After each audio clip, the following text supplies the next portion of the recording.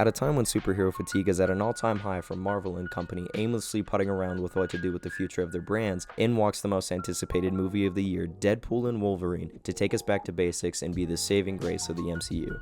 It's being marketed as a crowd-pleasing, cameo-filled passion project by director Sean Levy and stars Ryan Reynolds and Hugh Jackman, who claim to have a compelling, heartwarming, romantic comedy. But does that really all shake out in the end? Withholding spoilers for now, I definitely think so. From the opening scene and accompanying credits, this movie knows exactly what lane it belongs in. It's very fun, flashy, and not meant to be taken seriously, of course, yet it goes to such hilarious extremes involving so many players that I was actually shocked everything could be balanced so well in such a package. Every single bit of action is very reflective of that premise too, as Disney delightfully permitted their first R rating to live up to the previous Deadpool film's violence and humor. We get a fair number of fights and action sequences, with each one leaving me amazed at how far the violence would go, but with also how insanely fun the action direction was. The use of blood and gore like this was also really effective for a superhero movie, and I do hope that Marvel wants to take more chances like this in the future. I was, as always, concerned that this movie would end up suffering the same typical Marvel movie problems of having just too much straight action without the right amount of story and dialogue to balance it out, but luckily there's enough of a hook here to get the ball rolling without overdoing it.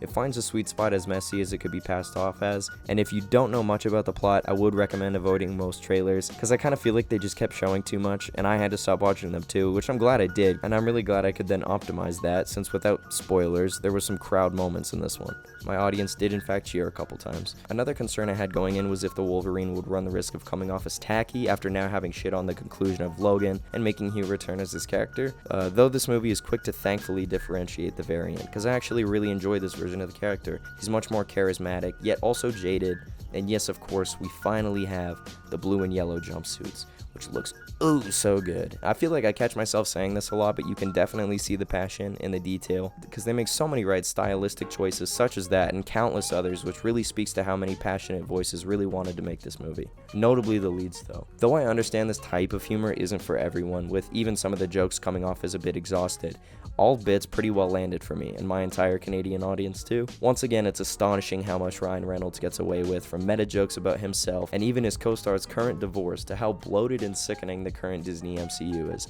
I was smiling all 2 hours, yet I'm sure there were countless jokes I missed. It was outrageously funny. And for 2 hours, it mostly flies due to some snappy pacing, but the finale was maybe just a tad sluggish.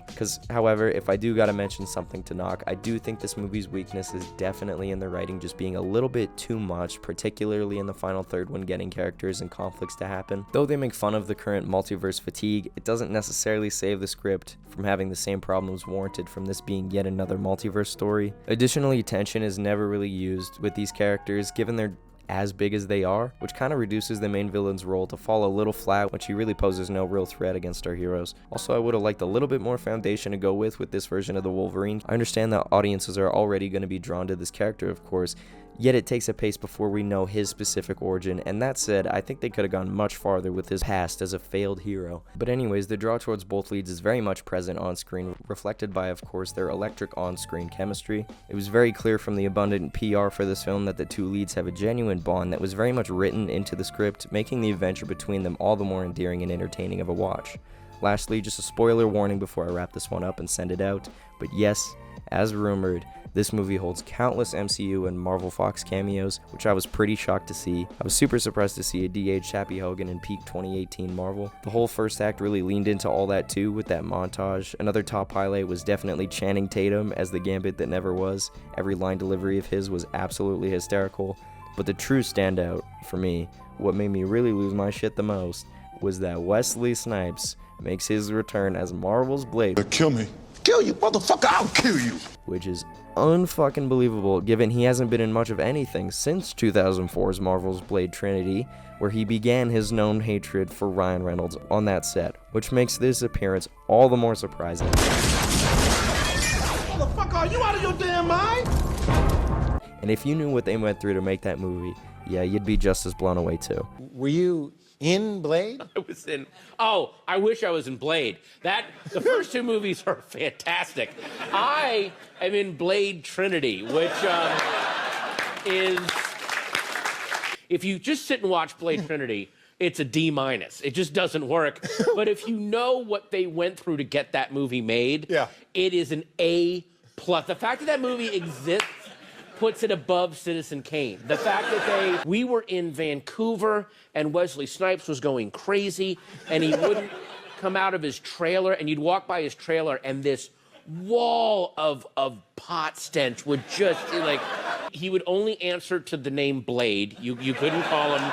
He would only answer to The Blade, yeah. After a while, he resorted to just he would communicate with Post-its that he would give to the director, and each one he would sign Blade. Also, I'm not too sure what the future of the MCU holds after this movie with these characters. I kind of thought we'd get a clearer picture for the future, but ultimately I do like the narrative choice to end with these characters living together in New York. However, that said, just leave them be if they don't want to come back. But that's that. What you'll come to find in Deadpool 3 is a consistently hilarious, delightfully graphic comic adventure that has a compelling message about worth if you're looking for it, but definitely follows up with expectations. Perhaps it's not as emotionally connecting as the previous entries, but it easily surpasses the fun factor of both and bests the sequel by having its story focus on larger Marvel Fox IPs that are looked at and sent off with through a surprisingly tender lens of love and care.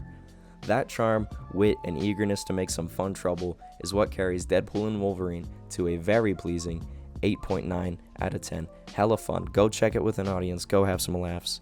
Big slow motion action sequence. Who knows if you live or die? Let's fucking go. Let's fucking go.